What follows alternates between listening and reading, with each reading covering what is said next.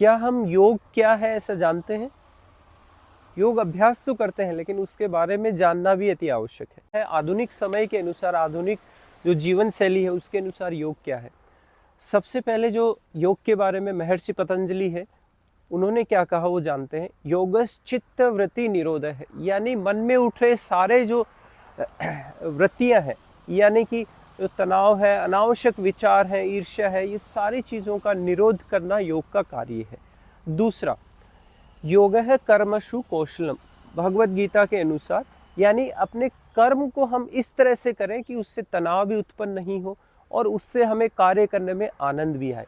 अब आधुनिक समय जो आज का समय है, बहुत ज़्यादा इसमें हम वर्क एल्कोहलिक हो गए हैं, यानी कि काम काम हर समय कार्य में ही हम पड़े रहते हैं। तो योग के लिए कहाँ से समय आएगा, कहाँ से चित्तवृत्ति होगी, यानी चित्तवृत्ति निरोध कैसे हो पाएगा, योग भी कैसे काम करे। तो उसके लिए भगवान श्री कृष्ण है, उन्होंने बताया है कि योग है कर्मशु कौशलम, यानी अपने कार्य को इस तरह से आप करें। अलग से समय नहीं निकाल पाते हैं योग के लिए, तो कार्य ही अपना इस ढंग से करें कि आपको वृत्ति है वो कम हो जाए, मन शांत आनंद में हो। उसके लिए आप कर्तव्य के साथ उस कार्य को करें। आप जैसे अपने ऑफिस का कार्य करते हैं, पूरे शिद्दत के साथ जो भी आपके पास मदद के लिए आया उसको पूरी तरह से आप उसकी मदद करें, खुले मन से उसकी हेल्प करें।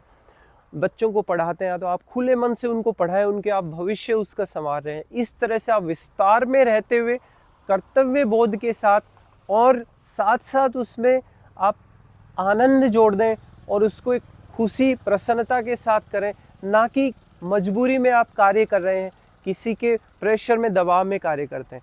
तो ये आपका योग है कर्मशु कौशलम, जिसमें आनंद, कर्तव्य, निस्वार्थ भाव, परोपकारार्थ, इस तरह से आप जितने भी क्वालिटीज़ हैं वो उसमें डालें, वही आपका योग है कर्मशु कौशलम बनता है।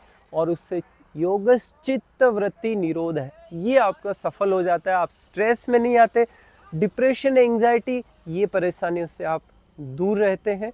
तो ये दोनों परिभाषाएं आप ध्यान में रखें और योगाभ्यास को जारी रखें।